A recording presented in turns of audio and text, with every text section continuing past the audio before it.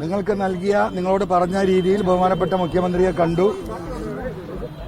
വിശദമായ ഈ സംഭവവികാസങ്ങൾ അദ്ദേഹത്തിന്റെ ശ്രദ്ധയിൽപ്പെടുത്തി. കൃത്യമായി എഴുതി കൊടുക്കേണ്ട കാര്യങ്ങൾ എഴുതി കൊടുത്തു. അദ്ദേഹം സശ്രദ്ധം ഈ കാര്യങ്ങൾ കേട്ടു. അതിന്റെ വിശദീകരണങ്ങൾ എന്നോട് ചോദിച്ചു. ഇനി സത്യസന്ധമായ ഒരു അന്വേഷണം ഈ വിഷയത്തിൽ നടക്കും. ഈ ഒരു ഘട്ടത്തിൽ എന്റെ ഉത്തരവാദിത്തം അവസാനിക്കുകയാണ്. ഇനി അതുമായി ബന്ധപ്പെട്ട വിഷയങ്ങളിൽ, ഇൻവെസ്റ്റിഗേഷനുമായി ബന്ധപ്പെട്ട വിഷയങ്ങളിൽ ഈ അന്വേഷണ ഏജൻസിയുമായി സഹകരിക്കുക എന്നത് മാത്രമാണ് എന്റെ ഉത്തരവാദിത്തം. എന്റെ കമ്മിറ്റ്മെന്റ് മുഖ്യമന്ത്രി മുഖ്യമന്ത്രി അദ്ദേഹം വീട്ടിൽ നിന്ന് വന്നായതല്ലോ, ഈ പാർട്ടിയല്ലേ ആക്കിയത്.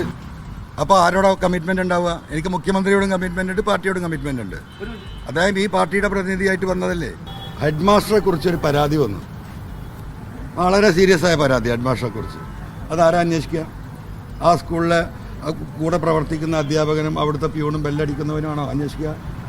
എന്നിട്ട് ആ അദ്ദേഹത്തിന് തന്നെയാണോ റിപ്പോർട്ട് കൊടുക്കുക? അല്ലല്ലോ. അങ്ങനെയുള്ള ഒരു നയം ഉണ്ടാവും തോന്നുന്നുണ്ടോ? പിണറായിയെ കണ്ടിറങ്ങിയ അൻവറിനെയല്ല AKG സെന്ററിൽ നിന്ന് ഇറങ്ങി വരുമ്പോൾ നമ്മൾ കാണുന്നു. മുഖ്യമന്ത്രിയെ ആ സ്ഥാനത്തെത്തിച്ചത് പാർട്ടിയല്ലേ എന്ന് പോലും ചോദിക്കുന്നു അൻവർ. മുഖ്യമന്ത്രി ADGPയെ RSS ജനറൽ സെക്രട്ടറിയെ കാണാൻ പറഞ്ഞയച്ചുവെന്ന് ആരോപിക്കുന്നു പ്രതിപക്ഷ നേതാവ്. അൻവർ തുടങ്ങിവെച്ച യുദ്ധം മുഖ്യമന്ത്രിക്കെതിരെയായി മാറുന്നു. സ്വാഗതം.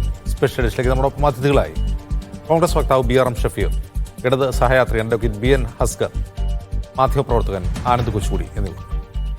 ആദ്യം ഹസ്കറിലേക്ക്. ഹസ്കർ, ഇന്നലെ അൻവറിനെ അനുനയിപ്പിക്കാനാണ് മുഖ്യമന്ത്രി വിളിച്ചു വരുത്തിയതെന്നൊരു വ്യാഖ്യാനമുണ്ടായിരുന്നു. എന്ന് മാത്രമല്ല, ADGP ആ സ്ഥാനത്ത് തുറന്നുകൊണ്ട് അന്വേഷണം നടക്കുന്നതിൽ തനിക്കൊന്നുമില്ല, തനിക്ക് പ്രശ്നമില്ല എന്ന് മാത്രമല്ല, അന്വേഷണ ഏജൻസിയോട് സഹകരിക്കാൻ തയ്യാറാണ് എന്നൊക്കെ പറഞ്ഞ അൻവർ ഇന്ന് വീണ്ടും തൻ്റെ ആയുധം P ശശിയിലേക്കും പരോക്ഷമായി മുഖ്യമന്ത്രിയിലേക്കും ചൂണ്ടുകയാണ്.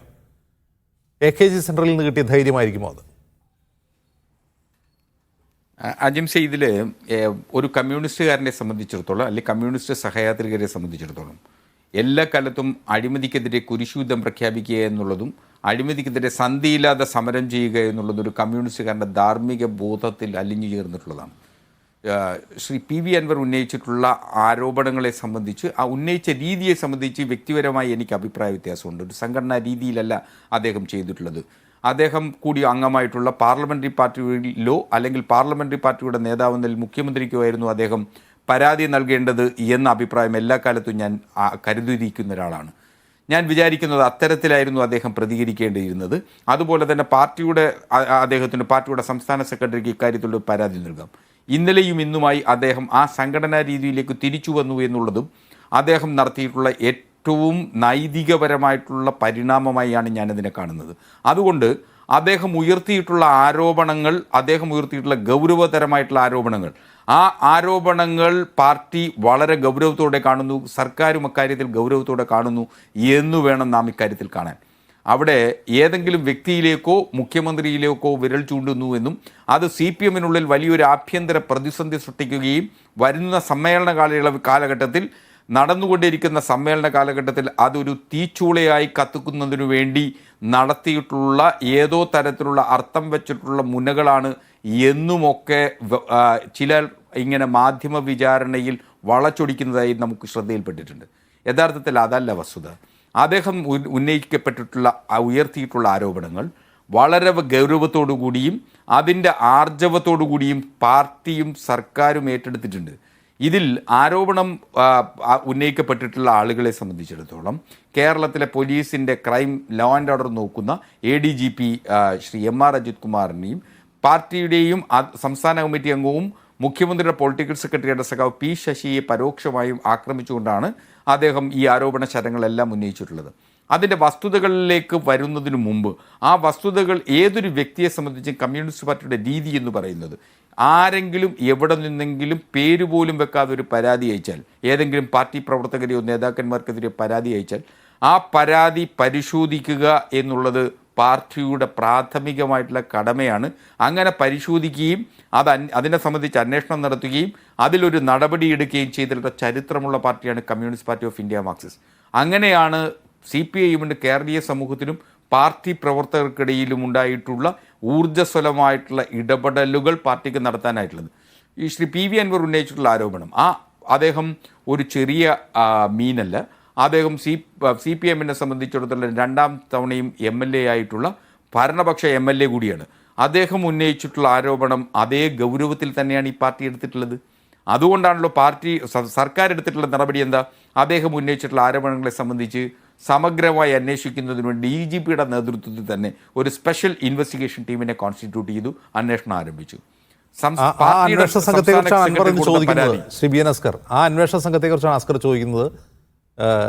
ഹെഡ് മാസ്റ്റർക്കെതിരെയുള്ള പരാതി പ്യൂണാണോ അന്വേഷിക്കേണ്ടതെന്ന് ചോദിക്കുന്ന അൻവർ തന്നെയാണ്. അങ്ങനെയല്ല, ഇതിൽ അദ്ദേഹത്തിന് സ്പെഷ്യൽ ഇൻവെസ്റ്റിഗേഷൻ ടീമിൻ്റെ കോൺസ്റ്റിറ്റ്യൂഷനും പോലീസ് മാനുവലിൽ എങ്ങനെയാണ് സ്പെഷ്യൽ ഇൻവെസ്റ്റിഗേഷൻ ടീം കോൺസ്റ്റിറ്റ്യൂട്ട് ചെയ്യുന്നതിനെ കുറിച്ച് ഉള്ള പരിമിതമായ ജ്ഞാനം വെച്ചിട്ട് അദ്ദേഹം അങ്ങനെ പറഞ്ഞു എന്നേ ഉള്ളൂ. സ്പെഷ്യൽ ഇൻവെസ്റ്റിഗേഷൻ ടീം എന്ന് പറയുന്നത് ഏതെങ്കിലും ഒരു കേസ് അന്വേഷിക്കുന്നതിനു വേണ്ടി നമുക്ക് പല ഘട്ടങ്ങളിൽ കേരളത്തിൽ സ്പെഷ്യൽ ഇൻവെസ്റ്റിഗേഷൻ ടീമിനെ കോൺസ്റ്റിറ്റ്യൂട്ട് ചെയ്തിട്ടുണ്ട്. അപ്പോൾ സ്പെഷ്യൽ ഇൻവെസ്റ്റിഗേഷൻ ടീമിൻ്റെ ഹെഡ് അല്ലെങ്കിൽ തലവൻ ആരാണോ ആ തലവനിൽ മാത്രമാണ് വിവരങ്ങൾ, ആ കേസിനെ സംബന്ധിച്ചിട്ടുള്ള അന്വേഷണവും അതിൻ്റെ വിവരങ്ങളും ലഭിക്കുക. അല്ലാതെ അതിലിപ്പോൾ മറ്റേതെങ്കിലും ADGP വിചാരിച്ചാൽ ആ ADGP എടുത്ത് റിപ്പോർട്ട് ചെയ്യേണ്ട ഉത്തരവാദിത്വം അതിലെ അംഗങ്ങൾ, ഈവൻ ഒരു സബ് ഇൻസ്പെക്ടർ ആ ടീമിലുണ്ടെങ്കിൽ ആ സബ് ഇൻസ്പെക്ടർക്ക് പോലും ഇനി ADGP ആണ് ആ ടീമിൽ ഇല്ലാത്ത മറ്റൊരു ADGP വിളിച്ച് ഈ കേസിനെ സംബന്ധിച്ച് വിവരം ചോദിച്ചാൽ പറയാനുള്ള ബാധ്യതയില്ല എന്ന് കൃത്യമായി പോലീസ് മാനുവലിലുണ്ട്. ആ സാഹചര്യത്തിലാണ് ഇങ്ങനെ ഒരു അന്വേഷണ സംഘം അവിടെ നിൽക്കട്ടെ. എൻ്റെ ഒരു ക്വസ്റ്റ്യൻ ഇതാണ്. ഒരു പദവിയിലിരിക്കുന്ന ഒരാൾക്കെതിരെ ചില്ലറ ആരോപണമല്ല ഉയർന്നത്, കൈക്കൂലി വാങ്ങിയെന്നോ അല്ലെങ്കിൽ വേറെ എന്തെങ്കിലും ചെയ്തെന്നുള്ള ആരോപണമല്ല, കൊല ചെയ്യിച്ചു. അതൊരു ചെറിയ ആരോപണമല്ല, ഒരു കൊലപാതക ആരോപണമാണ് ഉന്നയിക്കപ്പെടുന്നത്. ഏത് ADGPക്കെതിരെ കൊല ചെയ്യിച്ചു. എന്നിട്ട് അന്വേഷണ സംഘം രൂപീകരിക്കുമ്പോഴും അദ്ദേഹം ആ സ്ഥാനത്തിരിക്കുകയാണ്. പിന്നെ എന്ത് അന്വേഷണം? നമുക്ക് സാമാന്യ നീതി എന്നുള്ളതുണ്ട്. നമുക്ക് ആർക്കും ആരെക്കുറിച്ചും എപ്പോഴും എവിടെ വെച്ചും എന്ത് ആരോപണം ഉന്നയിക്കാം. പക്ഷേ ആ സാമാന്യ നീതി എന്ന് പറയുന്നത് എപ്പോഴും ആരോപണം ഉന്നയിച്ച ആളുകളെ ഉടനടി തന്നെ ആ സ്ഥാനത്ത് നിന്ന് മാറ്റി നിർത്തിയതിനു ശേഷം ആരോപണം അന്വേഷിക്കുകയില്ല. അങ്ങനെയെങ്കിൽ കേരളത്തിൽ ആരോപണമുള്ള നമുക്ക് പൊതുപ്രവർത്തകർക്കും അതുപോലെ തന്നെ നിങ്ങൾ മാധ്യമ പ്രവർത്തകർക്കുള്ള സ്വാതന്ത്ര്യം എന്ന് പറയുന്നത് എല്ലാ ഘട്ടത്തിലും അദ്ദേഹത്തെ ADGP സ്ഥാനത്ത് മാറ്റണമെന്നല്ല പറയുന്നത്. മുമ്പൊരിക്കൽ ഈ സരിത്തിനെ അറസ്റ്റ് ചെയ്യുന്ന സംഭവം ഉണ്ടാവും. ഷാജ് കിരണുമായി ഫോണിൽ ബന്ധപ്പെട്ടുന്ന ആരോപണം വന്നപ്പോൾ അദ്ദേഹത്തെ വിജിലൻസ് ഡയറക്ടർ സ്ഥാനത്ത് നിർത്തി മാറ്റി. അദ്ദേഹം അപ്പോഴും ADGP ആണ്. അദ്ദേഹത്തെ ADGP സ്ഥാനം രാജിവെച്ച് പോകണമെന്നല്ലല്ലോ പറയുന്നത്. ക്രമസമാധാന ചുമതലയുള്ള ADGP സ്ഥാനം അദ്ദേഹത്തെ മാറ്റി നിർത്തിയിട്ട് അന്വേഷിക്കണം. അല്ല, ലോ ആൻഡ് ഓർഡർ സ്ഥാനത്ത് നിന്ന് അദ്ദേഹത്തെ മാറ്റിയതുകൊണ്ട് സ്പെഷ്യൽ ഇൻവെസ്റ്റിഗേഷൻ ടീമിൻ്റെ അന്വേഷണത്തിൽ അദ്ദേഹത്തിന് ഏതെങ്കിലും തരത്തിൽ സ്വാധീനിക്കാൻ കഴിയുമോ? ഇനി അദ്ദേഹം അവിടെ തന്നെ തുടർന്നാൽ സ്പെഷ്യൽ ഇൻവെസ്റ്റിഗേഷൻ ടീമിൻ്റെ സ്ഥാനത്തിൽ ഏതെങ്കിലും തരത്തിൽ അദ്ദേഹത്തിന് ഇടപെടാൻ കഴിയുമോ? കഴിയില്ല എന്നുള്ളത് തന്നെയാണ് എൻ്റെ സുവ്യക്തമായിട്ടുള്ള അഭിപ്രായം. അങ്ങനെ ചെയ്യാൻ കഴിയില്ലെന്നേ. അദ്ദേഹം ഇപ്പോൾ പുറത്ത് നിർത്തിയെന്ന് വെച്ചോളൂ, അത് ADGP ആണല്ലോ. അദ്ദേഹം ആ അന്വേഷണ സംഘത്തിലെ ഉദ്യോഗസ്ഥന്മാരെ വിളിച്ചു വരുത്തി അദ്ദേഹത്തിന് വിവരങ്ങൾ ആരായുമെന്ന് നാളെ ആരെങ്കിലും കൗതുകത്തിന് പറഞ്ഞാൽ ആ കൗതുകത്തിനനുസരിച്ച് അദ്ദേഹത്തെ സസ്പെൻഡ് ചെയ്യാൻ കഴിയും. ഇതൊരു അന്വേഷണമാണ്.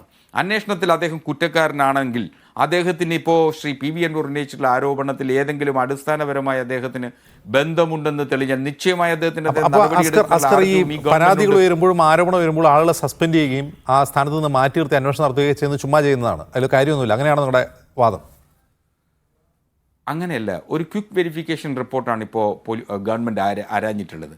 ആ ക്വിക്ക് വെരിഫിക്കേഷൻ റിപ്പോർട്ടിൻ്റെ അടിസ്ഥാനത്തിൽ ഇതിൽ നിജസ്ഥിതിയുണ്ട് എന്ന് മനസ്സിലാക്കിയാൽ നിശ്ചയമായും അദ്ദേഹത്തിനെതിരെ ഇതിനെ ന്യായീകരിക്കുന്നോട് ചോദിക്കുകയാണ്.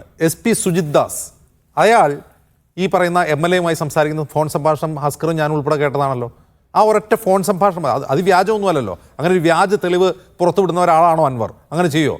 ആ ഫോൺ സംഭാഷണം കേട്ടാൽ ഒരു നിമിഷം അയാൾ ആ സീറ്റിലിരിക്കുമോ? അജിംസ്, അതിലെനിക്ക് ഒരു അഭിപ്രായ വ്യത്യാസമുണ്ട്.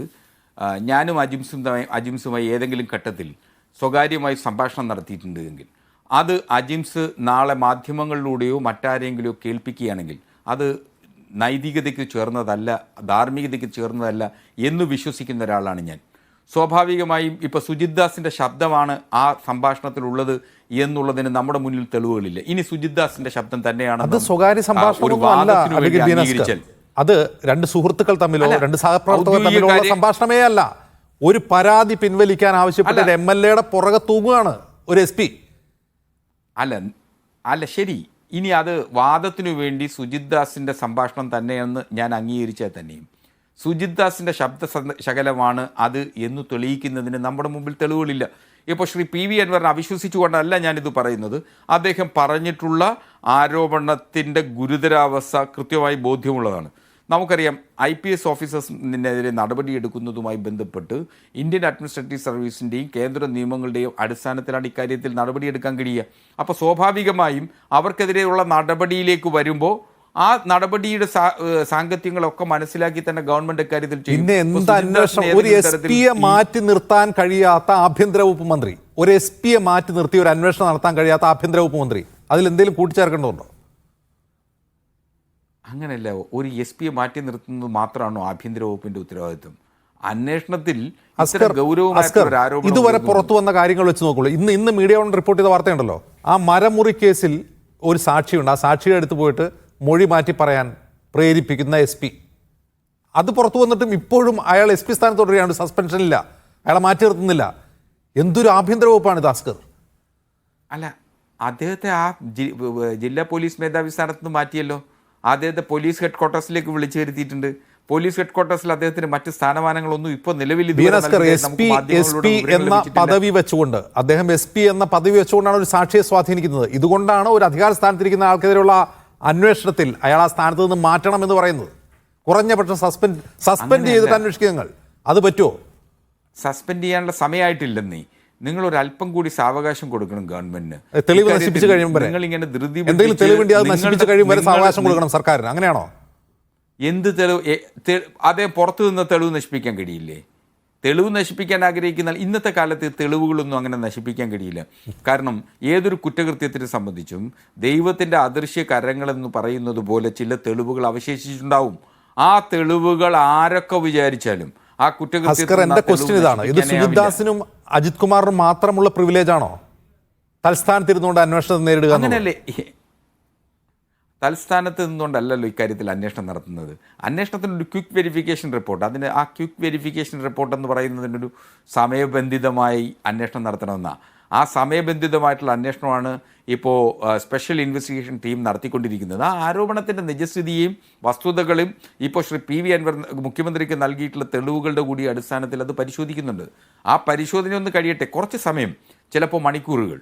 ആ മണിക്കൂറുകൾക്കുള്ളിൽ തന്നെ ഇക്കാര്യത്തിൽ ഒരു തീരുമാനം ഗവൺമെൻറ്റിൻ്റെ ഭാഗത്തുനിന്നുണ്ടാവും. അപ്പോൾ അതുവരെ കാലതാമസം ഉണ്ടാക്കാതെ ധൃതി പിടിച്ചൊരു തീരുമാനം എടുത്താൽ, ആ ധൃതി പിടിച്ചു തീരുമാനമെടുക്കുന്നത് സസ്പെൻഡ്, ഇപ്പോൾ ഉദാഹരണത്തിന് സുജിത് ദാസിനെ ഗവൺമെൻറ് സസ്പെൻഡ് ചെയ്തു എന്നിരിക്കട്ടെ, സെൻട്രൽ അഡ്മിനിസ്ട്രേറ്റീവ് ട്രിബ്യൂണലിൽ അദ്ദേഹം പോയാൽ അദ്ദേഹത്തിൻ്റെ സാമാന്യ നീതിയുടെ ലംഘനമുണ്ട് എന്നുള്ളതിൻ്റെ മാത്രം പേരിൽ അദ്ദേഹത്തിന് തിരിച്ചു വരുന്നതിനുള്ള അവസരം ഉണ്ടാവും. അപ്പോൾ അത്തരമൊരു അവസരം സൃഷ്ടിക്കാതിരിക്കുക എന്നുള്ളത് ബോധപൂർവമായിട്ടുള്ള ജാഗ്രതയോടുകൂടി ഗവൺമെൻറ് സമീപിക്കുന്നു എന്ന് വേണമല്ലേ ഇക്കാര്യത്തിൽ കരുതേണ്ടത്. അതിനു പകരം സമ്മർദ്ദത്തിലാക്കി ഗവൺമെൻറ് ഉടൻ തന്നെ നടപടിയെടുക്കുക, അല്ലെങ്കിൽ ആഭ്യന്തര വകുപ്പ് പരാജയമെന്ന് എത്തിക്കുക എന്നുള്ളതാണോ നിങ്ങളുടെ ഉദ്ദേശം? ശ്രീ അസ്കർ, സസ്പെൻഷൻ എന്ന് പറഞ്ഞാൽ ശിക്ഷാ നടപടിയേ അല്ല. അത് കുറച്ച് നാൾ മാറ്റി നിർത്തി അയാൾക്ക് ശമ്പളവും കിട്ടും. അതല്ല ഇവിടെ ആവശ്യം. അയാൾ ആ സ്ഥാനത്ത് നിന്ന് മാറ്റി നിർത്തിയാലേ അന്വേഷണം സുതാര്യമായി നടക്കൂ, അയാൾക്ക് തെളിവ് നശിപ്പിക്കാതിരിക്കാൻ കഴിയൂ. ഞാനിപ്പോൾ ചൂണ്ടിക്കാട്ടിയ ഉദാഹരണം മരം മുറിച്ച കേസിൽ, അതിൽ നിസ്സാര കേസാണ്. മരം മുറിച്ച കേസിൽ സാക്ഷിയെ ഭീഷണിപ്പെടുത്തിയ വാർത്തയാണ് പുറത്തു വന്നത്. അതുപോലും ചെയ്യുന്ന അയാൾ ആ സ്ഥാനത്തിരുന്നുകൊണ്ടാണ്. ഞാൻ മടങ്ങി വരാം അങ്ങയിലേക്ക്. ശ്രീ BRM ഷഫീർ, ഇന്ന് പ്രതിപക്ഷ നേതാവ് മറ്റൊരു ആരോപണം കൂടി ഉന്നയിക്കുന്നു. ADGP Ajit Kumar RSS general secretary Dattatreya ഹൊസബാലയെ പോയി കണ്ടു. അത് മുഖ്യമന്ത്രി പറഞ്ഞിട്ടാണ്. അതിൽ CCTV ദൃശ്യങ്ങൾ തെളിവുണ്ട് എന്നാണ്. അതിന് മറുപടിയായി BJP സംസ്ഥാന അധ്യക്ഷൻ K സുരേന്ദ്രൻ പറയുന്നത് ഉണ്ടയില്ല വിടിയാണെന്നാണ്. എന്തുകൊണ്ടാകും ആ വാർത്ത BJP നിഷേധിക്കുന്നു? അപ്പോൾ ഞാൻ ആ പോയിന്റിലേക്ക് വരുന്നതിന് മുമ്പ്, ഇന്നലെ പിണറായി വിജയനെ കാണുന്നതിന് തൊട്ട് മുമ്പ് കൊലപാതകത്തെ സംബന്ധിച്ച്, സ്വർണ്ണക്കടത്തിനെ സംബന്ധിച്ച്, സ്വർണ്ണ പൊട്ടിക്കലിനെ സംബന്ധിച്ച്, മരം കടത്തലിനെ സംബന്ധിച്ച്, ഫോൺ ചോർത്തലിനെ സംബന്ധിച്ചുള്ള അതീവ ഗുരുതരമായ ആരോപണങ്ങൾ ക്രമസമാധാനത്തിൻ്റെ ചുമതലയുള്ള ഒരു ADGPക്കെതിരായിട്ടും ഒരു SPക്കെതിരായിട്ടും ഭരണകക്ഷിയുടെ ഓരം പറ്റി നിൽക്കുന്ന ഒരു MLA ഉന്നയിക്കുന്നു. കേരളത്തിലെ മുഖ്യമന്ത്രിയെ ചെന്ന് കാണുന്നു, അദ്ദേഹം കവാത്ത് മറക്കുന്നു, ശരീരഭാഷ മാറുന്നു. MR അജിത്കുമാർ മാറണമെന്ന അഭിപ്രായം എനിക്കില്ല. അദ്ദേഹത്തിന് എല്ലാം തൃപ്തിപ്പെടുന്നു. അദ്ദേഹം നിരാശനായിട്ട് മടങ്ങുന്നു. ഇന്ന് ശ്രീ ഗോവിന്ദൻ എന്ന് പറയുന്ന CPMന്റെ സംസ്ഥാന സെക്രട്ടറിയെ കാണുമ്പോൾ വർദ്ധിത വീര്യത്തോടു കൂടി അദ്ദേഹത്തിൻ്റെ ആവേശം തിരിച്ചു വരുന്നു. അദ്ദേഹത്തിൻ്റെ ശരീരഭാഷ കറക്റ്റാവുന്നു. അദ്ദേഹം ആരോപണങ്ങളിൽ ഉറച്ചു നിൽക്കുന്നു. എന്ത് മനസ്സിലായി? വളരെ ഗുരുതരമായൊരു പ്രശ്നമുണ്ട്. പാർട്ടിയുടെ CPM-ന്റെ സംസ്ഥാന സമ്മേളനങ്ങൾ നടക്കുകയാണ്. CPM-ന്റെ സംസ്ഥാന സമ്മേളനങ്ങളിൽ EP ജയരാജൻ ഉൾപ്പെടുന്ന ആളുകൾ ഇപ്പോൾ പുറത്തു പോയിട്ടുണ്ട്. പിണറായി വിജയൻ, റിയാസ് ഉൾപ്പെടുന്ന ഒരു നെക്സസിന് വേണ്ടിയിട്ട് ശ്രീ പൊളിറ്റിക്കൽ സെക്രട്ടറി ആയിരിക്കുന്ന ശശിയും ശശിയുടെ തന്നെ പിനിയാളായിട്ടുള്ള ശ്രീ MR അജിത് കുമാറും പാർട്ടിയെ പിടിച്ചു നിർത്തി പിണറായി വിജയൻ്റെ കൈവശത്ത് തന്നെ പാർട്ടിയെ നിർത്താൻ വേണ്ടിയിട്ടുള്ള ഒരു വലിയ ശ്രമങ്ങൾ ഒരു ഭാഗത്ത് നടന്നുകൊണ്ടിരിക്കുകയാണ്. മറുഭാഗത്ത് മുൻപിനാലെ പിണറായി വിജയനാൽ ഒതുക്കപ്പെട്ടിരുന്ന P ജയരാജൻ ശ്രീ ഗോവിന്ദനെ കൂടി പിടിച്ചുകൊണ്ട് അദ്ദേഹം ഈ പറയപ്പെടുന്ന PV അൻവർ ഉൾപ്പെടെ, ജലീൽ ഉൾപ്പെടെ, ശ്രീ കാരാട്ട് ഉൾപ്പെടെയുള്ള ആളുകളെ പുറത്തു നിർത്തിക്കൊണ്ട് പാർട്ടിക്കാരാണെന്ന് ചോദിച്ചാൽ പാർട്ടിയല്ല, പാർട്ടിക്ക് മറുപടി പറയേണ്ട കാര്യമുണ്ടോ എന്ന് ചോദിച്ചാൽ ഇല്ല, എന്നാൽ ആയുധപ്പുരയിൽ ആയുധങ്ങളുള്ള ആളുകളെ പുറത്തു നിർത്തിക്കൊണ്ട് നടത്തുന്ന പാർട്ടി പിടിച്ചെടുക്കാൻ നടത്തുന്ന ഒരു യുദ്ധത്തിൻ്റെ ബാക്കി പത്രമായിട്ടാണ് ഈ കാര്യങ്ങൾ പുറത്തു വന്നത്. ഇതൊക്കെ പുറത്തു വന്ന കാര്യങ്ങളിൽ നിന്ന് ഒരു തരത്തിലുള്ള കളവുമില്ല, എല്ലാം കൃത്യമാണ്, ക്ലിയറാണ്. അപ്പോൾ ഇനി ഞാൻ ഒരു കാര്യം പറയാം. ഇന്നിപ്പോൾ PV അൻവർ പറയുകയാണ്, 3 കാര്യങ്ങൾ പറഞ്ഞു. 1, എനിക്ക് ഒരു ഉറപ്പും കിട്ടിയിട്ടില്ല. 2, തെളിവ് നശിപ്പിക്കുന്നു. കസ്റ്റംസിൻ്റെ തന്നെ അപ്രൈസർ ഉൾപ്പെടെയുള്ള ആളുകൾ, ചില ഉണ്ണികൃഷ്ണൻ ഉൾപ്പെടെയുള്ള അപ്രൈസർമാർ സ്വർണം കടത്തുന്നു, പിന്നിൽ സുജിത് ദാസ് ആണെന്ന് ആരോപിക്കപ്പെടുന്നു. എന്നിട്ട് അദ്ദേഹം പറയുകയാണ്, അന്വേഷണം പ്രഹസനമാണ്. ഈ ഹസ്കർ എന്നത് മനസ്സിലാവില്ല. ഹസ്കറൊക്കെ ഇപ്പോൾ വന്നിരിക്കുകയാണ് നിരീക്ഷകരായിട്ട്. എന്നാൽ യഥാർത്ഥ പാർട്ടിക്കാരന്മാർ ഒരുത്തരും ഇല്ലല്ലോ. ഇപ്പോൾ CPM-ന് വേണ്ടിയിട്ട് ഘോരം വാദിച്ചിരുന്ന വക്താക്കന്മാർ ഒരാൾ പോലും ഇപ്പോൾ ചാനലിൽ വരുന്നില്ലല്ലോ. എല്ലാവരും തലയിൽ മുന്നിട്ടുകൊണ്ട് മുങ്ങിയല്ലോ. എന്താ കാര്യം? ഹസ്കർമാർ വരേണ്ടി വരുന്നതും പാർട്ടിക്കാർ ഒളിച്ചോടുന്നതിൻ്റെ പിറകിൽ യാഥാർത്ഥ്യ ബോധത്തോടു കൂടിയുള്ള വിചാരണയുണ്ട് എന്നുള്ളതാണ്. അപ്പോൾ അതാണ് ഒരു പൊളിറ്റിക്കൽ വെർഷൻ. അപ്പോൾ P ശശിക്ക് സംസ്ഥാന സെക്രട്ടേറിയറ്റ് അംഗമാകണം, തലശ്ശേരിയിൽ നിന്ന് ജയിക്കണം, പിണറായിക്കും റിയാസിനും വേണ്ടിയിട്ട് പാർട്ടിയെ പിടിച്ചു നിർത്തണം. ഗോവിന്ദനാണെങ്കിൽ P ജയരാജനെ സംസ്ഥാന സെക്രട്ടേറിയറ്റ് അംഗമാക്കണം, MR അജിത് കുമാർ ഉപയോഗിച്ചുകൊണ്ട് പാർട്ടി പിടിച്ചെടുത്ത് നിലനിർത്താനുള്ള പിണറായി വിജയൻ്റെ ശ്രമങ്ങളെ പൊളിച്ചെടുക്കണം. ഈ 2 യുദ്ധങ്ങൾക്കിടയിലാണ് ഈ കാര്യങ്ങളെല്ലാം റിവീൽ ചെയ്യപ്പെട്ടിരിക്കുന്നത്. ആരാണ് MR അജിത് കുമാർ എന്ന് നമുക്കെല്ലാവർക്കും അറിയാം. നിങ്ങൾക്കറിയാമല്ലോ. ആദ്യം സ്വപ്ന സുരേഷ് ഒരു ആരോപണം ഉന്നയിച്ചു. ആർക്കെതിരെ? മുഖ്യമന്ത്രിയുടെ മകൾക്കെതിരെ, ഭാര്യയ്ക്കെതിരെ, മുഖ്യമന്ത്രിക്കെതിരെ. എന്താ ആരോപണം? സ്വർണം കടത്താണ്, ഡോളർ കടത്താണ്, അറബിയെ കൊണ്ടുവരലാണ്, പ്രോട്ടോകോൾ ലംഘനങ്ങളാണ്, പിന്നെ കറുത്ത ബാഗിൽ പിന്നെ വിമാനത്താവളം വഴി ദുബായിലേക്ക് ഡോളർ കടത്താണ്. നിരവധി ആരോപണങ്ങൾ വരുമ്പോൾ വിജിലൻസിൻ്റെ ഡയറക്ടറായിരിക്കുന്ന, ക്രമസമാധാനത്തിൻ്റെ ഒരു ചുമതലയും ഇല്ലാത്ത ADGP MR അജിത് കുമാർ വളരെ വേഗം സ്വപ്ന സുരേഷിനെ ഒതുക്കാൻ, അല്ലെങ്കിൽ സ്വപ്ന സുരേഷിനെ കൈപ്പിള്ളയിൽ വെച്ചുകൊണ്ട് അമർത്താൻ, അവരെ ഉപയോഗിച്ചുകൊണ്ട് പരാതി ലഘൂകരിക്കാൻ അതിദ്രുതം പ്രവർത്തിക്കുന്നു. ആർക്ക് വേണ്ടി? ശശിക്ക് വേണ്ടി. ശശിയുടെ പിറകിലാരാ? പിണറായി വിജയൻ. എന്നിട്ടോ യാഷ് കിരൺ എന്ന് പറയപ്പെടുന്ന ഒരു മാധ്യമപ്രവർത്തകൻ, വളരെ ശ്രദ്ധിച്ച് കേൾക്കണം, യാഷ് കിരൺ എന്ന് പറയുന്ന മാധ്യമപ്രവർത്തകൻ കോടിയേരിക്കും പിണറായിക്കുമെല്ലാം അമേരിക്കയിൽ നിക്ഷേപമുണ്ട് എന്ന് ആരോപിക്കപ്പെടുന്നതിൻ്റെ പുറകിൽ 43 വാട്സപ്പ് കോളുകളുമായിട്ട് ഒരു അടിയന്തര ഘട്ടത്തിലെ അവധൂതനെ പോലെ ഇടപെടുകയാണ് ശ്രീ അജിത് കുമാർ. എന്ന് പറഞ്ഞാൽ മുഖ്യമന്ത്രിയുടെ മകളെ, മുഖ്യമന്ത്രിയുമായി ബന്ധപ്പെട്ടവരെ രക്ഷപ്പെടുത്തുന്നതിന് പലതവണ പല അഭീത മാർഗത്തിലൂടെ ഇടപെട്ട ആളാണ് ഈ പറയപ്പെടുന്ന ADGP അജിത് കുമാർ. പിണറായി വിജയൻ്റെ സ്വന്തമാണ്. ഇത് നിങ്ങൾ ആദ്യം മനസ്സിലാക്കിക്കോ. ഇനി ഞാൻ വിഷയത്തിലേക്ക് വരാം. എന്താണ് ഇവിടുത്തെ കൺസേൺ പ്രശ്നം? എന്താണ് ഇവിടുത്തെ പ്രശ്നം? നേരത്തെ നിങ്ങൾ പറഞ്ഞതുപോലെ പൂരം കലക്കിയതുള്ളതാണ്. എന്തുകൊണ്ട് പൂരം കലക്കിയതുള്ളത് കാര്യം നിങ്ങൾക്ക് വ്യക്തമായിട്ടറിയാം. നിങ്ങൾ ആലോചിക്കേണ്ടത്, പൂരത്തിൻ്റെ തലയ്ക്കും ഒരാഴ്ച മുമ്പാണ് ഈ തൃശ്ശൂരിലെ പാറമേക്കാവിലെ വിദ്യാ മന്ദിറിൽ RSSൻ്റെ ദത്താത്രേയ എന്ന് പറയപ്പെടുന്ന അഖിലേന്ത്യാ സെക്രട്ടറി അദ്ദേഹം താമസിക്കുന്നുണ്ട്. അവിടെ ശ്രീ MR അജിത് കുമാർ ഹയാത്ത് ഹോട്ടലിൽ അദ്ദേഹത്തിൻ്റെ ഔദ്യോഗിക കാർ ഉപേക്ഷിച്ചിട്ട് ഒരു സ്വകാര്യ കാറിൽ കയറി അദ്ദേഹത്തെ പോയി കാണുന്നു. അതിനു മുമ്പ് വളരെ ശ്രദ്ധിക്കണം, പാലക്കാട് വെച്ച് RSSൻ്റെ രഹസ്യ സമ്മേളനത്തിൽ ഒരു സന്ദേശവുമായി ഈ അജിത് കുമാർ പങ്കെടുത്തതായിട്ടും ആരോപണം വരുന്നു. ഇന്നെ ഈ PV അൻവർ ഉന്നയിച്ച പ്രധാനപ്പെട്ട ആരോപണം, പോലീസിനകത്ത് RSSൻ്റെ നെക്സസ് ഉണ്ട്, പോലീസിൻ്റെ ഭരണം RSSൻ്റെ കൂടി താല്പര്യപ്രകാരമാണ് പിണറായി വിജയൻ നടത്തുന്നത് എന്നുള്ള ഗുരുതരമായിട്ടുള്ള ആരോപണം പുറത്തു വരുന്നു. എന്തുകൊണ്ട് പൂരം കലക്കിയെന്ന് ചോദിച്ചാൽ, ഒന്നുകിൽ സുനിൽകുമാർ ജയിക്കും, അല്ലെങ്കിൽ മുരളീധരൻ ജയിക്കും. എങ്ങനെ പിന്നെ ഹൈന്ദവ വികാരത്തെ അല്പം കൂടി തീവ്രമായിട്ട് ഇളക്കി വിടാം എന്നുള്ള ഗവേഷണം നടക്കുകയാണ്. ആ ഗവേഷണത്തിൻ്റെ ഭാഗമായി തുച്ഛമായിട്ടുള്ള ജൂനിയർഷിപ്പുള്ള ഒരു കമ്മീഷണറെ ഉപയോഗപ്പെടുത്തിക്കൊണ്ട് ആദ്യം ആനക്കാരടിച്ചോട്ടിക്കുന്നു, ലൈറ്റ് അണയ്ക്കുന്നു, പൂരം കലക്കുന്നു, ആളുകളെ ലാത്തിചാർജ് ചെയ്യുന്നു, വെടിക്കെട്ട് ഉപേക്ഷിക്കപ്പെടുന്നു, അല്ലെങ്കിൽ ഉപേക്ഷിക്കപ്പെടാൻ ഇതെല്ലാം ചെയ്യുന്നു. ആ റിപ്പോർട്ട് പൂഴ്ത്തിവെക്കുന്നു. പുറകിൽ പ്രവർത്തിച്ചത് കൃത്യമാണ്. വളരെ വ്യക്തമാണ്. BJPക്ക് അനുകൂലമായി ഒരു ഹൈന്ദവ വികാരത്തെ ഇളക്കി വിടുന്നതിന് വേണ്ടിയിട്ട് പൊളിറ്റിക്കൽ സെക്രട്ടറി ശശി പറഞ്ഞിട്ട് ഈ അജിത് കുമാർ ചെയ്തതാണ്.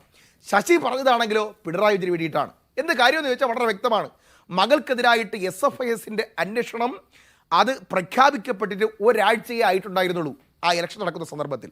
2, ഈ കരിവണ്ണൂർ ബാങ്കുമായി ബന്ധപ്പെട്ട കുഴൽപ്പണ കേസ്, ഈ അനധികൃതമായ കേസിൽ 400 കോടി രൂപയുടെ വെട്ടിപ്പുമായി ബന്ധപ്പെട്ട് അരവിന്ദാക്ഷൻ, കണ്ണൻ, ഈ പറയപ്പെടുന്ന നമ്മുടെ പഴയ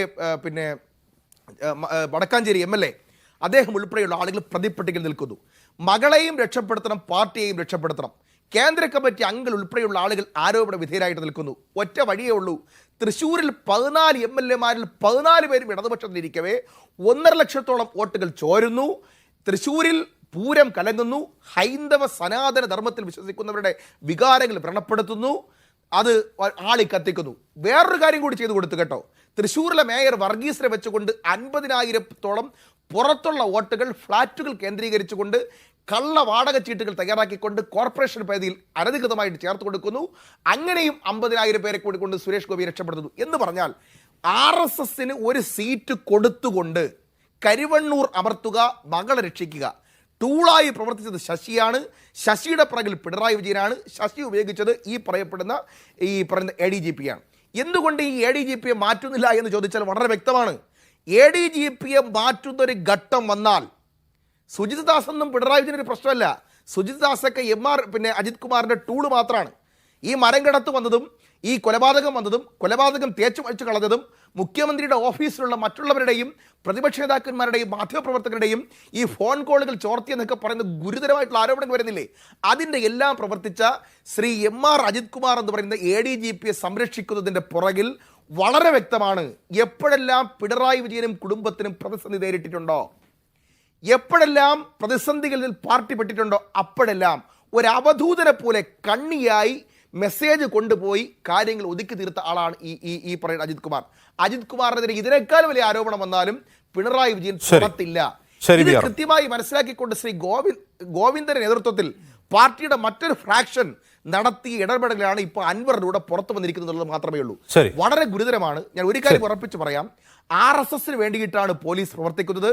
അത് റിയാസ് മൗലവിയുടെ കേസിൽ വെറുതെ വിടുന്ന കാര്യത്തിലായിരുന്നാലും ആഭ്യന്തര വകുപ്പിന്റെ RSS ബന്ധത്തെക്കുറിച്ചുള്ള ചോദ്യത്തോട് PV അൻവർ മീഡിയ വണ്ണോട് പറഞ്ഞൊരു കാര്യമുണ്ട്.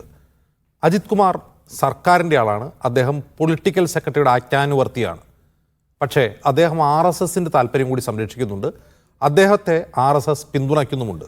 ഇത് PV അൻവർ പറഞ്ഞ വാക്കാണ്.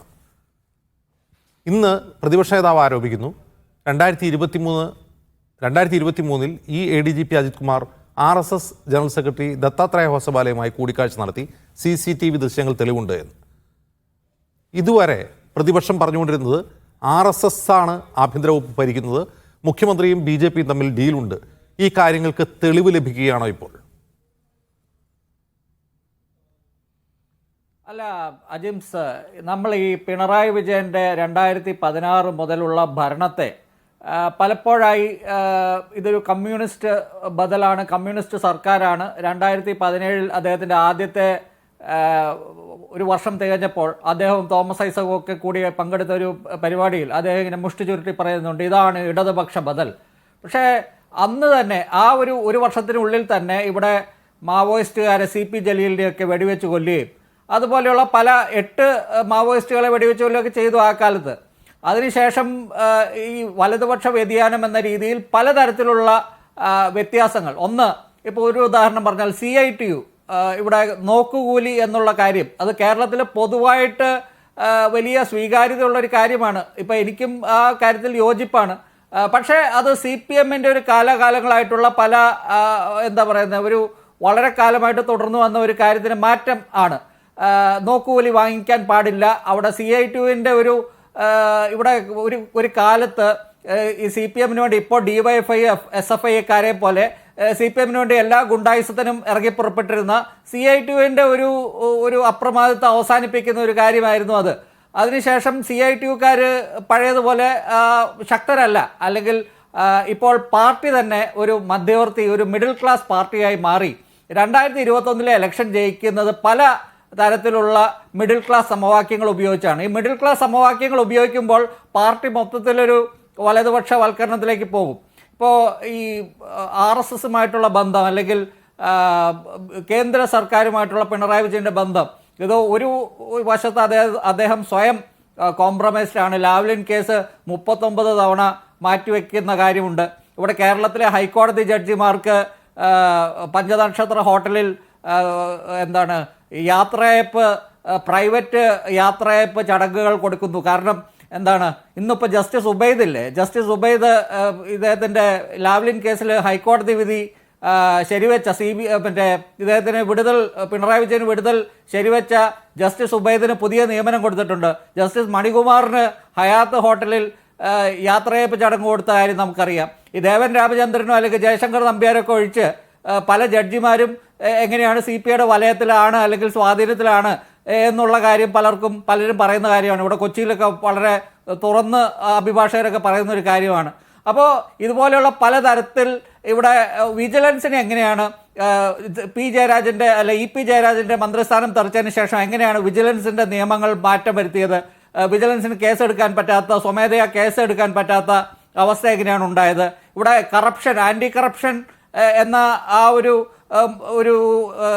അഴിമതിക്ക് പ്രോത്സാഹനം എന്ന രീതിയിൽ ലോകായുക്തയുടെ പല്ലും നഖവും പൊഴിച്ചു കളഞ്ഞ് ഇവിടെ ലോകായുക്തയുടെ അത് ജലീലിൻ്റെ വിധി വന്നതിന് ശേഷമാണ്. ജലീലിൻ്റെ വിധി വന്നത് തന്നെ അന്ന് റിട്ടയർഡ് ജസ്റ്റിസ് സിറിയക് ജോസഫ് ആ വിധി ഇലക്ഷൻ കഴിഞ്ഞിട്ട് ആ ഒരു ഗ്യാപ്പിലാണ് പുറത്തുവിടുന്നത്. അതായത് ആ ഓർഡർ റിസർവ് ചെയ്ത് കഴിഞ്ഞിട്ട് ഇലക്ഷൻ അല്ലെങ്കിൽ ജലീൽ ഉറപ്പായിട്ട് അവിടെ നന്മമരത്തോട് തോറ്റനെ അവിടെ തവനൂര് കുറച്ച് വോട്ടുകൾക്കാണ് ജയിച്ചത്, 1800 വോട്ടുകൾക്ക് എന്തോ ആണ് ജയിച്ചത്. അപ്പോൾ അദ്ദേഹത്തെ രക്ഷിക്കാൻ എത്ര തരത്തിലുള്ള കോംപ്രമൈസുകളാണ് അല്ലെങ്കിൽ എത്ര തരത്തിലുള്ള ഡീലുകളാണ് ഇവിടെ മതപുരോഹിതന്മാരുമായിട്ട്, സമസ്ത മുതൽ ക്രിസ്ത്യൻ പാതിരിമാർ മുതലുള്ള ആൾക്കാരുമായിട്ട് ഏത് തരത്തിലൊക്കെയാണ് ഡീലുകൾ ഉണ്ടാക്കുന്നത്. ഇതൊക്കെ ഒരു വലതുപക്ഷവൽക്കരണത്തിൻ്റെ ഒരു ഭാഗമായിട്ട്, അതിൻ്റെ ഒരു ഭാഗം തന്നെയാണ് ഈ RSSുമായിട്ടുള്ള ഡീലുകൾ.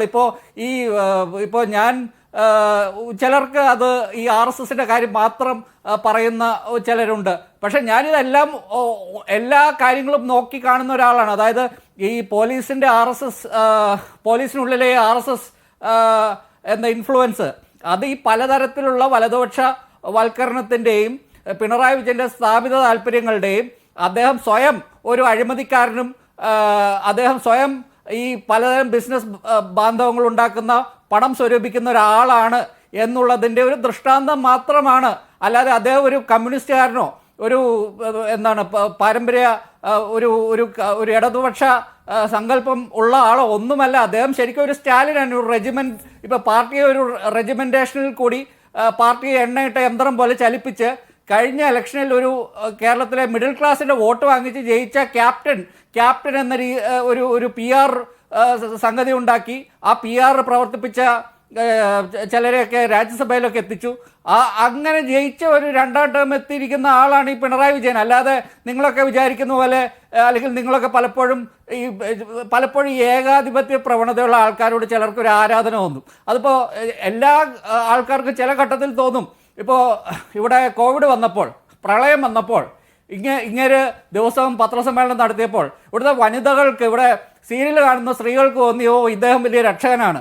അപ്പോൾ അല്ലെങ്കിൽ ഇപ്പോൾ ഈ മധ്യകേരളത്തിലൊക്കെയുള്ള അടിയുറച്ച ജനാധിപത്യ വിശ്വാസികൾ അവർ ഒരു ഘട്ടത്തിൽ അവർ പറയുന്നുണ്ടായിരുന്നു, മുഖ്യമന്ത്രിയായാലും ഇങ്ങനെ വേണം, ഉമ്മൻചാണ്ടിയുടെയൊക്കെ മുഖ്യമന്ത്രിയുടെ ഓഫീസിൽ ആർക്കും കയറി ചെല്ലാം, ഇങ്ങനെയാണെങ്കിൽ കൊള്ളാം. അങ്ങനെയുള്ള ആൾക്കാരുടെയൊക്കെ ഇപ്പോൾ ആ പലതരത്തിലുള്ള ഇദ്ദേഹത്തോടെയുള്ള ആരാധനയൊക്കെ കുറഞ്ഞു വന്നിട്ടുണ്ട്. അതൊരു കാര്യം. പക്ഷേ ഞാൻ പറയുന്നത് ഈ RSS വൽക്കരണം അല്ലെങ്കിൽ ഈ RSSൻ്റെ ഇൻഫ്ലുവൻസ് ഇദ്ദേഹത്തിൻ്റെ പോലീസ് സേനയിൽ ഉണ്ടാകുന്നത് പലതരത്തിലുള്ള വലതുപക്ഷ വ്യതിയാനങ്ങളുടെയും കോംപ്രമൈസുകളുടെയും ഇദ്ദേഹം സ്വയം ഒരു അഴിമതിക്കാരനായിരിക്കുന്നതിൻ്റെ ഒക്കെ ഒരു ദൃഷ്ടാന്തം മാത്രമാണ്. ഇപ്പോഴത്തെ കേസിൽ നമ്മൾ പലപ്പോഴും പറയാറുണ്ട്, പൂച്ചക്കാർ മണി കെട്ടും. പിണറായി ആർക്ക് മൂലക്കിരുത്താൻ പറ്റും, പാർട്ടിയിൽ ആർക്കും അതിനുള്ള ധൈര്യമില്ല, അതിന് പറ്റില്ല. അപ്പോഴാണ് ഈ അൻവറിനെ പോലെയുള്ള ഒരു അവതാരം ഇറങ്ങുന്നതും അദ്ദേഹത്തിൻ്റെ പുറകിൽ ആരാണ് എന്നുള്ളത് ഇന്നലത്തെ ചർച്ചയിൽ തന്നെ ഞാൻ പറഞ്ഞിരുന്നു. പി ജയരാജനും സംഘവും തന്നെയാണ്. പി ജയരാജൻ്റെ മകൻ ആണ് ഈ സ്വർണം പൊട്ടിക്കലിൻ്റെ കിങ് പിൻ എന്ന തരത്തിലൊക്കെയുള്ള മനു തോമസിൻ്റെ വെളിപ്പെടുത്തലിനൊക്കെ ശേഷം ആണ് ഇത് വന്നിരിക്കുന്നത്. പി ജയരാജൻ എന്ന ഒറ്റ ആൾ മാത്രമല്ല, അദ്ദേഹത്തിന് കൂടെ പാർട്ടിയിൽ ഒത്തിരി പേരുണ്ട്. കെ ശൈലജ, ആനന്ദ് കൊച്ചുകൂടി പറയുന്നത് സ്വർണം പൊട്ടിക്കൽ സംഘങ്ങൾ കേരളത്തിലുണ്ടായിരുന്നു, അവർക്ക് പാർട്ടി ബന്ധമുണ്ടായിരുന്നുള്ള ആരോപണം നേരത്തെ ഉണ്ട്. അങ്ങനെ ഇരിക്കെ ആ പണി ഇപ്പോൾ പോലീസ് അങ്ങ് ഏറ്റെടുത്തേക്കാണ്. അതായിരിക്കും ഈ അൻവറിന്റെ കലാപത്തിന് പിന്നിലെ കാര്യം? അങ്ങനെയാണോ പറഞ്ഞു വരുന്നത്? അല്ല, ഞാൻ പറയുന്നത് ഈ പാർട്ടിയിൽ തന്നെ ഇപ്പോൾ 2015 ആലപ്പുഴ സമ്മേളനത്തിന് ശേഷം പിണറായി വിജയൻ ഈ പാർട്ടി കൈപ്പടയിൽ ഒതുക്കി. അതിനു മുൻപ് തന്നെ അദ്ദേഹം 2005 മലപ്പുറം സമ്മേളനത്തിൽ തന്നെ ഈ മലപ്പുറം സമ്മേളനത്തിലാണ് അന്ന് VS പാർട്ടി പിടിച്ചെടുക്കുമെന്ന രീതിയിൽ വലിയ പ്രതീതിയൊക്കെ ഉണ്ടാക്കി.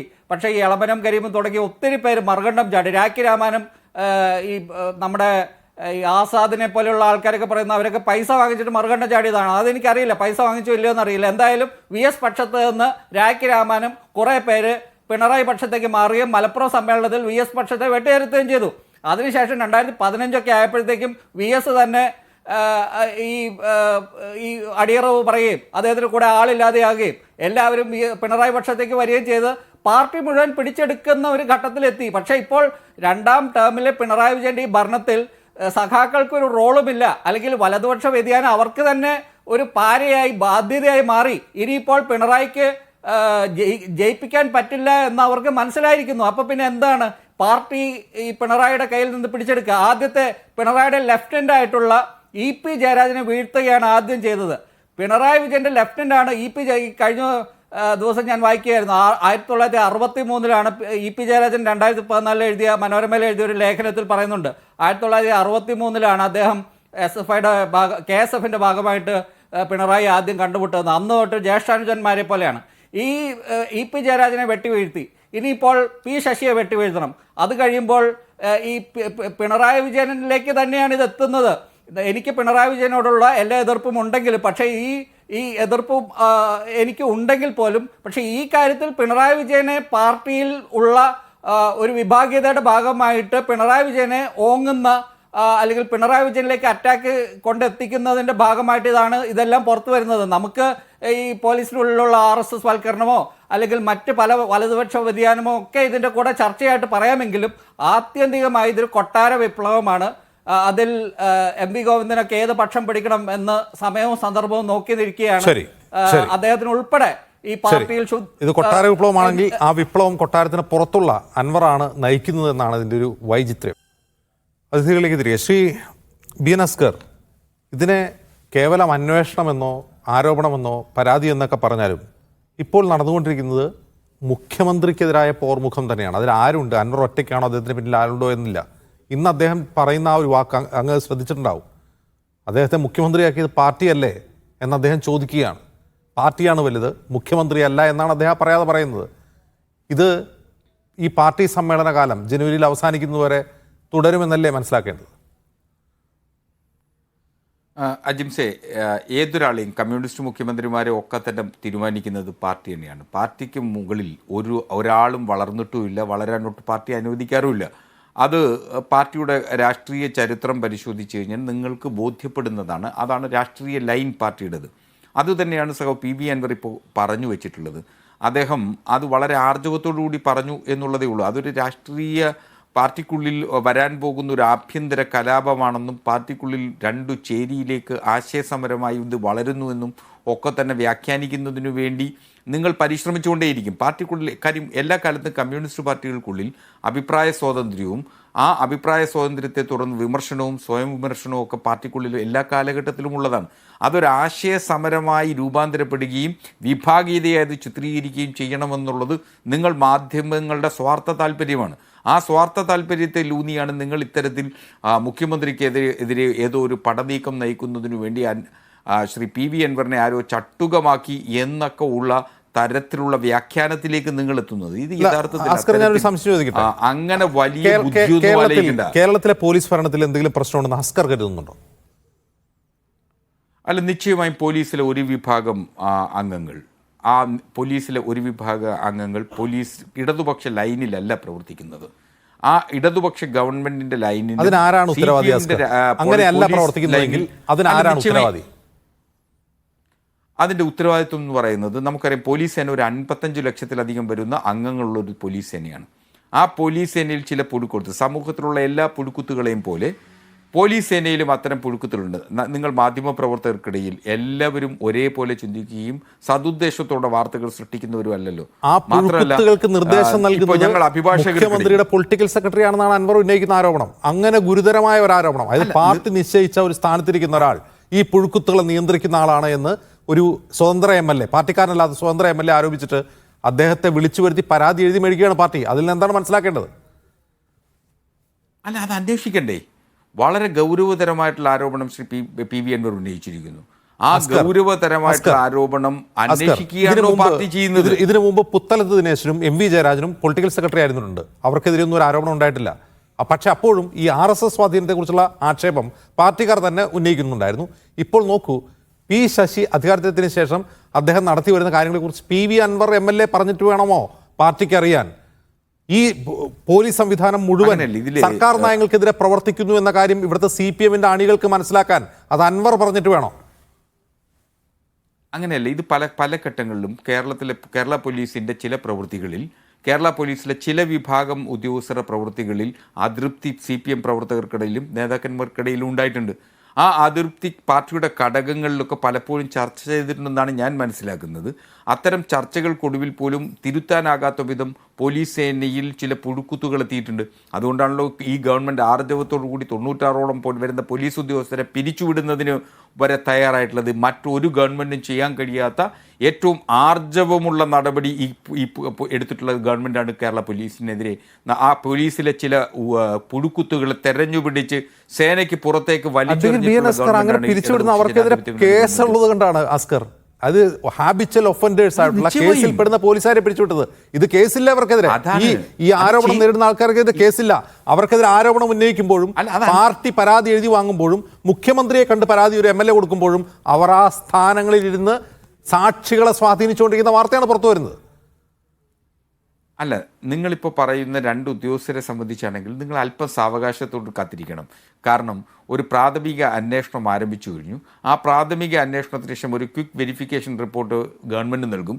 അതിലേതെങ്കിലും തരത്തിൽ ഒരു മണിക്കൂറുകൾക്കുള്ളിൽ തന്നെ ആ റിപ്പോർട്ട് വരുമെന്നാണ് ഞാൻ കരുതുന്നത്, ഞാൻ മനസ്സിലാക്കുന്നത്. ആ റിപ്പോർട്ട് ലഭിച്ചാലുടൻ ഏതെങ്കിലും തരത്തിൽ പിശകുണ്ട് എങ്കിൽ ആ ഉദ്യോഗസ്ഥന്മാർ തൽസ്ഥിതിയിൽ ഉണ്ടാവില്ല എന്ന ഉറപ്പ് ഇക്കാര്യത്തിൽ എനിക്ക് പറയാനാവും. അത് നിശ്ചയമായി അങ്ങനെ ചെയ്ത് ചരിത്രമുള്ള ഒരു പ്രസ്ഥാനമാണ് CPM-ഉം ഇടതുപക്ഷ ജനാധിപത്യ മുന്നണി ഗവൺമെൻറ്റും. അതുകൊണ്ട് ആ ആർജവത്തിൽ തന്നെ ഗവൺമെൻറ് ഇടപെടും എന്നുള്ളതിൽ ഒരു സംശയവും നിങ്ങൾക്ക് കാര്യത്തിൽ വേണ്ട. അത്തരത്തിൽ തന്നെ ഇടപെടുന്നതിനാവശ്യമായിട്ടുള്ള നടപടികളുമായിട്ടാണ് ഈ ഗവൺമെൻറ് മുന്നോട്ട് പോയിട്ടുള്ളത്. അതാണല്ലോ ഇടതുപക്ഷത്തിൻ്റെ ചരിത്രം. ആ ചരിത്രം നിരാകരിച്ചുകൊണ്ട് നിങ്ങളിപ്പോഴും ഇടതുപക്ഷ ഗവൺമെൻറ്റിനെയും CPM-നെയും ഇപ്പോൾ പോലീസിനുള്ളിലെ RSS-ൻ്റെ സ്ലീപ്പിംഗ് സെൽ പ്രവർത്തിക്കുന്നു എന്ന് ആദ്യം വിളിച്ചു പറഞ്ഞത് സഖാവ് ആനിരാജയാണ്. CPI അടക്കം അന്ന് അതിനെ തള്ളി പറഞ്ഞിരുന്നു. പക്ഷെ ആ ആരോപണം CPM-നുള്ളിൽ പ്രബല വിഭാഗം പാർട്ടിക്കുള്ളിലും ഇത്തരം ആരോപണങ്ങൾ ഉന്നയിച്ചിട്ടുണ്ട്. അത്തരം ആഭ്യന്തര വകുപ്പ് ഭരിക്കുന്ന മുഖ്യമന്ത്രിക്ക് ഇല്ലെന്നേ. അതിനകത്ത് RSS-കാരുണ്ട്. RSS-ന്റെ സ്ലീപ്പിംഗ് സെൽ ഉണ്ടെന്നുള്ള ആരോപണം അത് ഭരിക്കുന്ന മുഖ്യമന്ത്രിക്കില്ല. എല്ലാ കാര്യങ്ങളും നിങ്ങൾ മാധ്യമങ്ങളുമായി ഗവൺമെൻറ്റിനും മുഖ്യമന്ത്രിക്കും സംവദിക്കാനാവുമോ? ഒരുപക്ഷെ മുഖ്യമന്ത്രിയുടേതായിട്ടുള്ളൊരു വലിയ പ്രത്യേകത, സഖാവ് പിണറായി വിജയൻ ഒരു വാക്കുകൊണ്ട് ഒരുപക്ഷെ വിശദീകരണം നൽകിയിരുന്നെങ്കിൽ പല വിവാദങ്ങളും ഒരു നിമിഷം കൊണ്ട് കെട്ടടങ്ങുമായിരുന്നു. അദ്ദേഹം മൗനത്തിലാവും പലപ്പോഴും. ആ മൗനം നിങ്ങൾ തെറ്റിദ്ധരിക്കപ്പെടുന്നു എന്നുള്ളിടത്താണ്.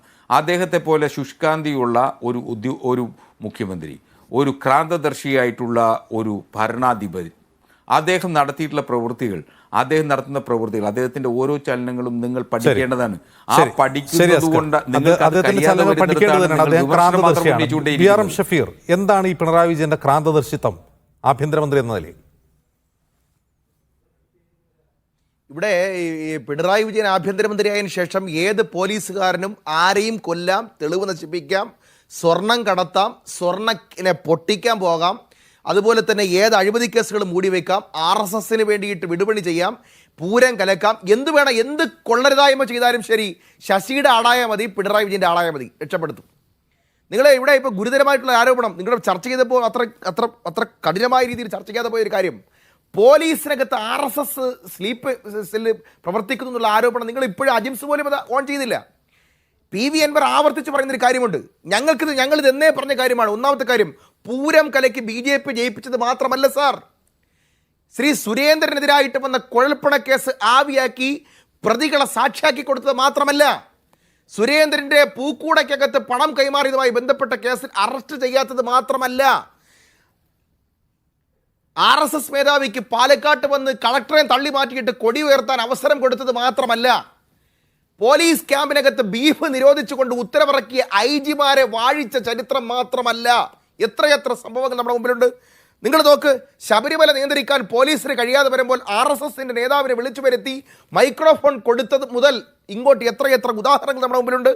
നിങ്ങൾ നോക്ക്, പോലീസ് ക്യാമ്പിനകത്ത് ഇവിടെ ബീഫ് നിരോധനം നടത്തി RSSനേക്കാൾ വലിയ RSS വൽക്കരണം നടത്തിയ IG-യെ സംരക്ഷിച്ച ചരിത്രം ഈ പിണറായി വിജയനുള്ളതാണ് എന്ന് ആരെല്ലാം ഇവിടെ പറഞ്ഞു. നിങ്ങൾ നോക്കി, ഏറ്റവും അവസാനം കാസർഗോഡത്തെ റിയാസ് മൗലവിയുടെ കേസിൽ ആ പ്രോസിക്യൂഷന്റെ വാദം കേട്ടതിന് ശേഷം ജഡ്ജ്മെന്റ് എഴുതി വെച്ച ജഡ്ജി പറയാണ്, ഞാൻ നിസ്സഹായനാണ്, പോലീസും പ്രോസിക്യൂഷനും കൂടി തെളിവുകൾ നിരത്തുന്നതിൽ പരാജയപ്പെട്ടു. റിയാസ് മൗലവിയെ കൊന്നത് ആരാണെന്നറിയാം, ആരെയാണ് സംരക്ഷിച്ചതെന്ന് ഞങ്ങൾക്കറിയാം. അറിയോ? മുൻ മന്ത്രി CPIയുടെ റവന്യൂ മന്ത്രിയായിരുന്ന ചന്ദ്രശേഖരനെ കൊലപാതക ശ്രമം നടത്തിയ കേസിലെ 9 RSSകാർക്ക് വേണ്ടി അനുകൂല നിലപാടുമായി വന്നത് 4 ഏരിയ കമ്മിറ്റി സെക്രട്ടറിമാരും 2 ജില്ലാ കമ്മിറ്റി അംഗങ്ങളുമാണ് CPMൻ്റെത്. എന്താണ് നെക്സസ് എന്ന് ഞങ്ങൾക്കറിയാം. തീർന്നില്ല. നിങ്ങൾക്കറിയോ, ഇവിടെ ഈ തടങ്കൽ പാളയം ഉണ്ടാക്കുന്ന കാര്യത്തിൽ അമിത്ഷായേക്കാൾ ആവേശത്തോടു കൂടി കൊല്ലത്ത് കൊട്ടിയത്തിനടുത്ത് തടങ്കൽ പാളയം ഉണ്ടാക്കി RSSന് അനുകൂലമായി നിലപാടെടുത്തത് ആരാണെന്ന് ഞങ്ങൾക്കറിയാം. അതുപോലെ തന്നെ ഫസലിൻ്റെ കേസിൽ, തലശ്ശേരിയിലെ മറ്റ് വിവിധ കൊലപാതക കേസുകളിൽ ഉമ്മമാർക്ക് ഹൈക്കോടതിയിൽ പോയി CBI വേണമെന്ന് പറയുന്ന തരത്തിലേക്ക് പോലീസ് സംവിധാനത്തെ തടം താഴ്ത്തി അതിനകത്ത് അക്രമികളെ സംരക്ഷിക്കുന്ന നിലപാടെടുത്തത് ആരാണെന്നും ഞങ്ങൾക്കറിയാം. ഇനി തീർന്നില്ല.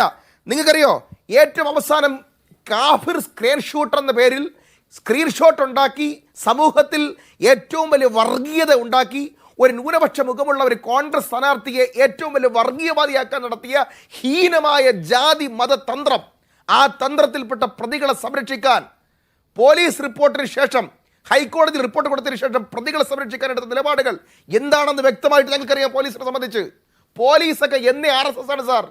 അമിത്ഷാ വരുമ്പോൾ, അമിത്ഷാ ആഭ്യന്തരമന്ത്രിയാകുന്നതിന് മുമ്പ് BJPയുടെ പ്രസിഡന്റ് ആയിരിക്കുമ്പോൾ അമിത്ഷാ വരുന്ന വഴികളിൽ റോഡ് ടാർ ചെയ്ത് കൊടുക്കുന്നതും കണ്ണൂർ വിമാനത്താവളം ഉദ്ഘാടനത്തിന് മുമ്പ് തുറന്നു കൊടുക്കുന്നതും RSS മേധാവിക്ക് കളക്ടറെ തള്ളി മാറ്റിയിട്ട് കൊടി ഉയർത്താൻ അവസരം കൊടുക്കുന്നതും എല്ലാം ഞങ്ങൾക്കറിയാം സാർ. എന്താണെന്ന് ഞങ്ങൾക്ക് വ്യക്തമായിട്ട് അറിയാം. ഇവിടെ വ്യക്തമായി ഞങ്ങൾ ഒരു കാര്യം പറഞ്ഞു. രഞ്ജിത്ത് എന്ന് പറയപ്പെടുന്ന RSSകാരനും ഷാൻ എന്ന് പറയപ്പെടുന്ന വേറൊരാളും കൊല്ലപ്പെടുന്നു. രണ്ടുപേരുടെയും മക്കൾക്കും കുടുംബത്തിനും അവർ രണ്ടുപേരെയും നഷ്ടപ്പെട്ടു. എന്നാൽ ഒരു കേസിൽ മാത്രം പ്രത്യേകമായ രീതിയിൽ പാർഷ്യാലിറ്റി കാണിച്ചുകൊണ്ട് സ്പെഷ്യൽ പ്രോസിക്യൂട്ടറെ വെച്ചുകൊണ്ട് വിധി പറയിക്കുന്ന സമീപനവും ഞങ്ങൾക്കറിയാം. അപ്പൊ ഇവിടെ വ്യക്തമാണ്, RSS തന്നെയാണ് ശശി, RSS തന്നെയാണ് പിണറായി വിജയൻ, RSS തന്നെയാണ് കുമാർ. വലതുപക്ഷവൽക്കരണം സംഭവിക്കുന്നു, അതുകൊണ്ടുണ്ടാവുന്ന ഒന്നാണ് ഈ RSS സ്വാധീനം എന്ന് പറയുമ്പോൾ പോലും തൃശ്ശൂർ പോലൊരു സീറ്റിൽ 50,000 വോട്ടുകൾ BJP കൂടുതലായി ചേർത്തു എന്ന് തെരഞ്ഞെടുപ്പിന് മുമ്പേ തന്നെയുള്ള പ്രചാരണമാണ്. അങ്ങനെ വോട്ടുണ്ടായതായിരിക്കാം എന്ന് പറയുന്നു. ഇവിടെ എന്താണ് സംഭവിക്കുന്നത്? ആ പൂരം കലക്കുന്നത് മുതൽ ബാക്കിലേക്ക് നോക്കിയാൽ 2021 അജിത് കുമാർ പോയി ഹൊസബാലയെ കണ്ടതുവരെ കൂട്ടി വായിച്ചാൽ പോരെ? ഇത് വലിയ ഗവേഷണം ആവശ്യമുണ്ടോ? അല്ല, BJP അവിടെ 63,000 വോട്ടുകൾ ചേർത്തിട്ടുണ്ട് എന്നുള്ളത് BJPയുടെ ഔദ്യോഗിക കണക്കാണ്. ഞാൻ അവരോട് ചോദിച്ചതാണ് എത്ര വോട്ടുകൾ, അത് എങ്ങനെയാണ് ഇവർ ഈ ഫ്ലാറ്റുകൾ മാത്രം കേന്ദ്രീകരിച്ചല്ല, അവർ 2 വർഷമായിട്ട് പണി ചെയ്തു. കോൺഗ്രസ്സുകാർ തീരെ പണി അവർ അവസാനം സ്ഥാനാർത്ഥിയെ ഒക്കെ മാറ്റി. അവിടെ പ്രതാപൻ വർക്ക് ചെയ്തില്ല. സുനിൽകുമാർ ഈ പൂരത്തിൻ്റെ ഒരു രക്തസാക്ഷിയായി മാറി, പൂരം കലക്കിയതിൻ്റെ. ഈ RSS ഇവിടെ BJPക്ക് ജയിക്കാൻ ശരിക്കും സാധ്യത ഉണ്ടായിരുന്ന സീറ്റ് തൃശ്ശൂർ തന്നെയാണ്. ഇപ്പോൾ തിരുവനന്തപുരം അല്ലെങ്കിൽ വേറെ ഏതെങ്കിലും സീറ്റ്, ഇപ്പോൾ പത്തനംതിട്ട അവർക്ക് സ്ഥാനാർത്ഥിയെ തന്നെ പിഴച്ചുപോയി. അപ്പോൾ അവർക്ക് ഒരു സാധ്യത, അതായത് BJP തന്നെ സ്വയം ജയിക്കാൻ സാധ്യതയുണ്ട് എന്ന് കരുതിയ ഏക സീറ്റ് തൃശ്ശൂർ തന്നെയാണ്. അപ്പോൾ ആ സീറ്റ് ജയിക്കാൻ വേണ്ടി പലതരത്തിലുള്ള ഡീൽ, ഇപ്പോൾ EP ജയരാജനോട് ശോഭാ സുരേന്ദ്രൻ പറയുന്ന അനുസരിച്ചാണെങ്കിൽ EP ജയരാജനോട് ജാവ്ദേക്കർ പറഞ്ഞു എങ്ങനെയെങ്കിലും തൃശ്ശൂർ ഒരു ഡീൽ. അപ്പോൾ പലതരത്തിൽ അവർ അപ്രോച്ച് ചെയ്യുന്നുണ്ട്. ഈ പലപ്പോഴും ഈ RSSകാരും BJPക്കാരും CPMകാരുമായിട്ട് നടത്തുന്ന ഡീൽ അങ്ങോട്ടും ഇങ്ങോട്ടും അവർക്ക് അറിയില്ല. ഇവിടെ BL സന്തോഷ് എന്ന് പറയുന്ന BJPയുടെ ഓർഗനൈസിംഗ് സെക്രട്ടറി, അദ്ദേഹം കഴിഞ്ഞ തെരഞ്ഞെടുപ്പ് കാലത്ത് കോട്ടയത്ത് പല പ്രമുഖ കേരള കോൺഗ്രസ് നേതാക്കളുടെയൊക്കെ വീട്ടിൽ വന്ന കാര്യം എനിക്കറിയാം. അപ്പോൾ ജാവ്ദേക്കർക്ക് ചില കാര്യങ്ങൾ ചീഫ് മിനിസ്റ്ററുമായിട്ട് നടക്കുന്ന അമിത്ഷായും പിണറായി വിജയനുമായിട്ട് നടക്കുന്ന ഡീലുകൾ ചിലപ്പോൾ അറിഞ്ഞു എന്ന് വരില്ല. അപ്പോൾ ഇവർ അങ്ങോട്ടും ഇങ്ങോട്ടും അറിയാത്ത കുറേ കാര്യങ്ങളുണ്ടാവും. അപ്പോൾ ഇവിടെ പലതരത്തിൽ BJP അവിടെ ജയിക്കാൻ നോക്കിയിട്ടുണ്ട്. ജയിക്കാൻ അവരെന്ത് വഴിയും സ്വീകരിക്കും, അല്ലെങ്കിൽ BJPക്ക് തൃശ്ശൂർ ജയിക്കണമെന്നുള്ളത് എന്ത് വില കൊടുത്തും ജയിക്കണമായിരുന്നു. അതിന് അവർ പിണറായി വിജയനെ കരുവാക്കി, പിണറായി വിജയൻ്റെ കേസുകൾ കരുവാക്കി, അവർ പോലീസിലുള്ള നമ്മൾ ഈ അജിംസി അല്ലെങ്കിൽ നിങ്ങളെല്ലാവരും ഇവിടെ ഈ പോലീസിനെ മാത്രം പോലീസിലെ RSS വൽക്കരണം എന്ന് പറയുമ്പോൾ ഇത് പിണറായി വിജയൻ അറിയാതെ എന്തോ നടക്കുന്ന ഒരു കാര്യമായിട്ടാണ് നിങ്ങളൊക്കെ പറയുന്നത്. ഈ പണ്ട് തൊട്ടേ ഈ മാവോയിസ്റ്റുകാരെ കൊന്ന കാലം തൊട്ട് വലതുപക്ഷവൽക്കരണം എന്ന് മാത്രം പറയാതെ അതിൽ ഈ പിണറായി വിജയൻ്റെ മൗനാനുവാദം ഇതിനെല്ലാം ഉണ്ട് എന്നുള്ള വസ്തുത മറച്ചു വയ്ക്കരുത്. ഇത് ഒരു ഘട്ടം വരെ കാനം രാജേന്ദ്രനെ പോലെയുള്ള ആൾക്കാരൊക്കെ ഈ പോലീസിൻ്റെ അല്ലെങ്കിൽ ആനി രാജയുടെ കാര്യം നേരത്തെ പറഞ്ഞു, ഇവരൊക്കെ ചോദ്യം ചെയ്യുന്നുണ്ടായിരുന്നു.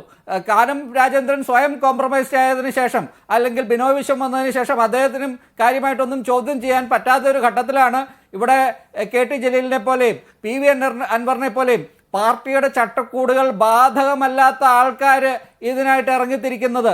അവർക്ക് ചില കാര്യങ്ങൾ മാത്രമായിരിക്കും ഇപ്പോൾ ഈ പാർട്ടിയിൽ തിരുത്താൻ അവർക്ക് ആഗ്രഹം. അവരുടെ പുറകിൽ നിൽക്കുന്ന ആൾക്കാർക്ക് പാർട്ടി പിടിച്ചെടുക്കണം എന്നുള്ള ആഗ്രഹമുണ്ടാവും. പക്ഷെ ഇതിൻ്റെ എല്ലാം ആത്യന്തികമായിട്ടുള്ള കാര്യം ഇവിടെ ഈ ഇടതുപക്ഷ സർക്കാർ എന്ന് പറഞ്ഞ് ഭരിക്കുന്നത് ശരിക്കും ഒരു വലതുപക്ഷ സർക്കാർ തന്നെയാണ്. അത് പിണറായി വിജയൻ ഇതെല്ലാം അറിഞ്ഞുകൊണ്ട് തന്നെയാണ് അദ്ദേഹം ആരോപിക്കുന്നത് പോലെ ADGPക്ക് മാത്രമാണോ RSS ബന്ധം, അതല്ല RSS അതിന് മുകളിലേക്ക് വ്യാപിച്ചു കഴിഞ്ഞോ എന്നൊരു ക്വസ്റ്റ്യൻ കൂടി ചർച്ച അവസാനിക്കുമ്പോൾ ബാക്കിയാവുന്നു. വളരെ ശ്രീ BRM ഷഫീർ, BN അസ്കർ, ആനന്ദ് കൊച്ചൂരി ഇത്രയും സംസാരിച്ചത്.